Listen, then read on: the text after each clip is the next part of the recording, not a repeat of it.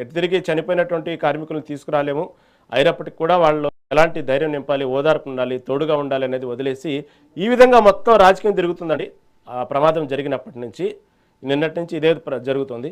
దీంట్లో ప్రధానంగా వస్తున్న అంశం ఏంటంటే కేంద్ర ప్రభుత్వం దీన్ని ప్రైవేటీకరణ చేయడంలో భాగంగానే ఇవన్నీ కూడా గతంలో లాభాలు లేవని చూపించినటువంటి ఏదైతే వ్యవహారం కానివ్వండి, ఇప్పుడు జరుగుతున్నటువంటి నష్టాల తీరు, ప్రమాదాల తీరు కానివ్వండి, ఇవన్నీ కేంద్రం దీనికి సంబంధించినటువంటి విషయంలో ఒక వ్యూహాత్మకంగా ముందుకెళ్తుంది అనేది కూడా ఇటు ప్రతిపక్షాలు విమర్శిస్తూ ఉన్నాయి.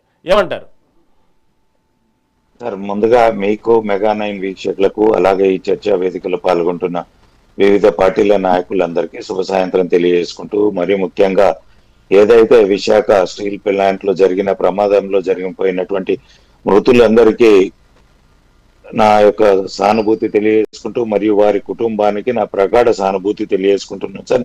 ఇక్కడ జరుగుతున్న అంశం ఏంటంటే సార్, ఇప్పుడు ఆంధ్ర రాజకీయాలలో మనం చూస్తున్నది ఏంటంటే ప్రమాదం ఎందుకు జరిగింది, ఏ పద్ధతిలో జరిగింది, ఎక్కడ మిస్టేక్ జరిగింది, ఎవరి బాధ్యత ద్వారా జరిగింది, అక్కడ ఎంప్లాయీస్ ఉద్యోగం చేస్తున్నప్పుడు అక్కడ ఏమన్నా సర్క్యూట్స్ అయినాయా, ఏదైనా ఓవర్ హీట్స్ అయినాయా, ఎవరు కరెక్ట్ గా పనిచేయకపోవడంతో ప్రమాదం జరిగింది, లేదంటే సర్వీసు చేయాల్సి ఉంటుంది కంపెనీలో కొన్ని మిషనరీస్ కానీ కొన్ని ఉన్నటువంటి అక్కడ ఎలక్ట్రికల్స్ కానీ ఏవైనా టెక్నికల్ గా ఉండాల్సింది సవ్యంగా సర్వీసింగ్ చేయకపోతే ఎవరు బాధ్యత తీసుకోవాలి? అది ప్రభుత్వం తీసుకోవన్నా, అక్కడ ఉన్న ఆఫీసర్స్ తీసుకోవన్నా, లేదంటే ఎంప్లాయీస్ తీసుకోవన్నా, ఇవన్నిటిని పరిణామాలు తీసుకోలేకుండా ఎంతసేపు, ఎందుకంటే శివ రాజకీయాలకు తీసుకొచ్చి దాన్ని ఉక్కు ఫ్యాక్టరీకి ప్రైవేటీకరణకు ఇంకే దానికో ముడిపెట్టి మాట్లాడము, అసలు సంఘటనను పక్కకు పెట్టిండ్రు.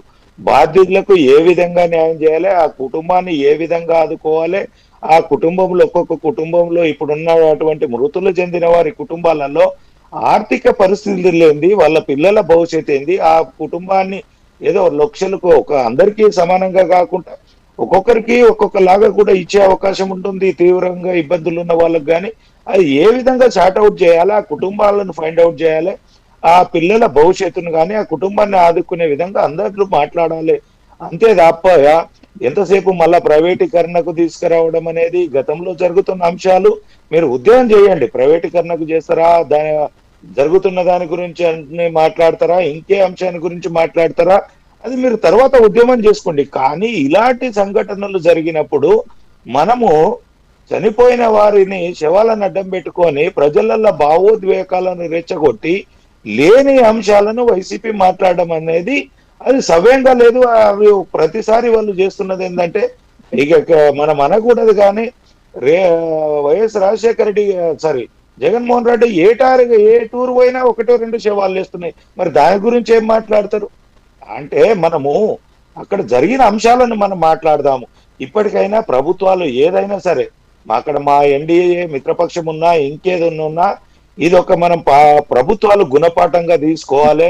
ఏదో బస్సు ప్రమాదం జరిగితే 2 రోజులు రోడ్ల మీదకి వచ్చి అడావుడి చేసి తనిఖీలు చేసి సోషల్ మీడియాలో పెట్టి ఏదో చేస్తున్నాము, బస్సులు మళ్ళీ యాక్సిడెంట్ కావనే విధంగా ప్రవర్తనలు కాకుండా నిత్యంగా ప్రమాదాలు జరగకుండా మళ్ళా జరిగినప్పుడే చేయకుండా నిత్యము పర్యవేక్షణ ప్రభుత్వ అధికారులు ఉండాలి.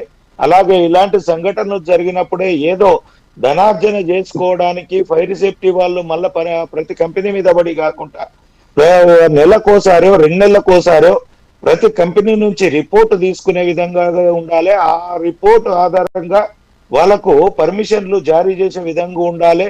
ఆ యొక్క ఇవి జారీ చేసిన తర్వాత కూడా ప్రమాదాలు జరిగితే ఎవరైతే లంచగొండే అధికారులు అక్కడ సరి అయిన విధానంగా ఫైర్ సేఫ్టీ విధానం కానీ అక్కడ సర్వీస్ కానీ జరగకుండా కానీ ఉంటే ఎవరైతే దానికి పర్యవేక్షణ చేసి సర్టిఫికేట్ ఇచ్చిండ్రో ఆ అధికారిని కూడా బాధ్యుని చేసే విధంగా ఉంటే కొంత కట్టుబడి లాగా అంటే కట్టడి చేసే విధంగా ఉంటుంది తప్ప మనము ఇలాంటి ప్రమాదం జరగగానే 4 రోజులు అడావుడి చేసేసి ప్రజల్ని ఏదో మభ్యపెట్టే ఇచ్చే విధంగా ప్రభుత్వాలు చేసినా తప్పే. ఈ యొక్క శవాలను అడ్డాలను పెట్టుకొని భావోద్వేగాలను రెచ్చగొట్టి మనం ఏదో రాజకీయ లబ్ధి పొందుదామనుకుంటే ప్రభుత్వాన్ని బదనాం చేసి ఇది చేస్తామనుకుంటే కనుక సమంజసంగా ఉండదు. దీనికి శాశ్వత పరిష్కారాలుగా డిబేట్ జరగాలి. ఏ విధంగా ప్రభుత్వాలు ముందు వెళ్ళాలి, గతంలో జరిగినాయి ఇప్పుడు జరుగుతున్నాయి అనే విధంగా చెప్పొద్దు. గతంలో 10 జరిగితే ఇవాళ మనం 4కి తీసుకొచ్చినామని చెప్పాలి. రాబోయే రోజులలో అది 0 అయింది. మా ప్రభుత్వ హయాంలో ఉండే విధంగా చెప్పుకునే విధంగా ప్రభుత్వాలు పనిచేయాలి.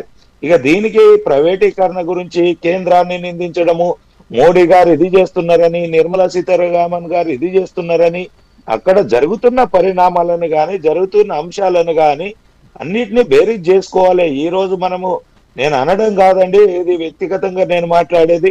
ప్రభుత్వ ఉద్యోగం ఒక అపార్ట్మెంట్ తీసుకుంటే 30 సంవత్సరాలు నా ఉద్యోగం గ్యారంటీ అనే భద్రతలో ఉంటున్నాడు. కానీ నేను సరిగా పని చేయలేకపోతే నా ఉద్యోగం పోతుంది అనేది ఈ విధంగా పని చేయడం లేదు. అదే ప్రైవేటు ఉద్యోగంలో అయితే దినదిన గంట 100 ఏళ్ళ ఆయుష్, నేను ఒక్కరోజు సరిగా పని చేయకపోతే తెల్లారి నన్ను తీసేస్తారనే భయము భక్తితోటి పనిచేసి ఈరోజు ప్రైవేట్ కంపెనీలు అంటే లాభాలకు వస్తున్నాయి.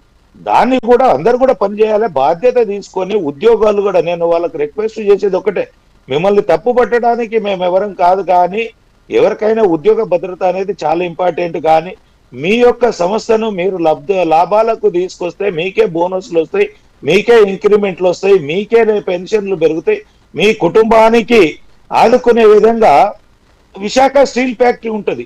అది మరిచేసి మనం ఏదో 30 సంవత్సరాలు మనకు సేఫ్టీ దొరికింది కదా అనే విధంగా ముందుకు పోతే కనుక రాబోయే తరాలకు ప్రమాదకరంగా తయారవుతుంది. అక్కడ దాన్ని కట్టడి చేయాలంటే ఈ రోజు ఉన్న ఉద్యోగులందరూ భద్రత అంటే భవిష్యత్తుకు పునాది వేసే విధంగా, దాన్ని అభివృద్ధి బాటలోకి తీసుకొచ్చే విధంగా, లాభాలకు వచ్చే విధంగా పని చేయాలనే విధంగా నేను అనుకున్నది. చంద్రబాబు నాయుడు గారు ఆ విధంగా మాట్లాడారు. కానీ ప్రభుత్వ ఉద్యోగులను తప్పు పట్టే విధంగా కాదు. ఒక అంశం చెప్పేటప్పుడు తప్పులు చెప్తారు.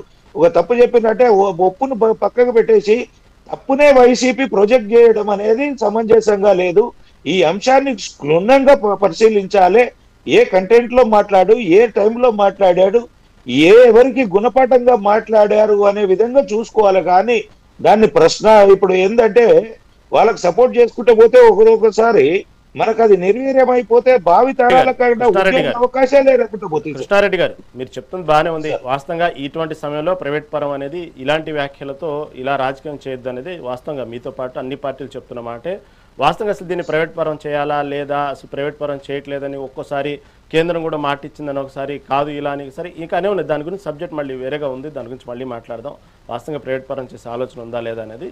కాకపోతే అసలు ఇక్కడ ఈ ప్రమాదానికి జరగడానికి ప్రధాన కారణాలు ఏంది, ఎక్కడ లోపం ఉందంటారు, ఎందుకంటే అది ప్రతినిత్యం ప్రతిరోజు జరిగే కార్యక్రమం. అది కొత్తగా ప్లాంట్ చేసిందేం కాదు, దానికి సంబంధించినటువంటి విషయంలో నిర్వహణ లోపం కూడా కాదు.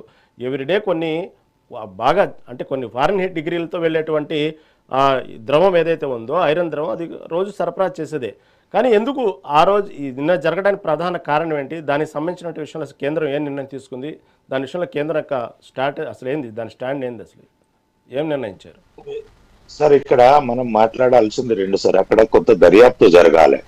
ఎక్కడ ఎవరు లోపం జరిగింది, పర్యవేక్షణ లోపం జరిగిందా, లేదంటే అక్కడ ఉద్యోగుల లోపం జరిగిందా, ప్రభుత్వం కనుక సరిగా సీరియస్ గా తీసుకోకపోవడంలో జరిగిందా, ఏం జరిగింది, ఎవరు మిస్టేక్ వల్ల జరిగింది, ఏ అంశంలో జరిగింది అనేది ఒక దర్యాప్తు సంస్థను ఏర్పరిచి దాని మీద వచ్చిన రిపోర్ట్ ఆధారంగానే మనం మాట్లాడాలి. కానీ అక్కడ మన కళ్ళకు మనం చూడలేదు, మనం చెప్పలేదు, నిందారోపణలు చేసుకుంటే కనుక కరెక్ట్ కాదు. ప్రభుత్వాన్ని ఏదైతే చేస్తుందో దానికి కొంత ప్రజలు సహకరించాలి.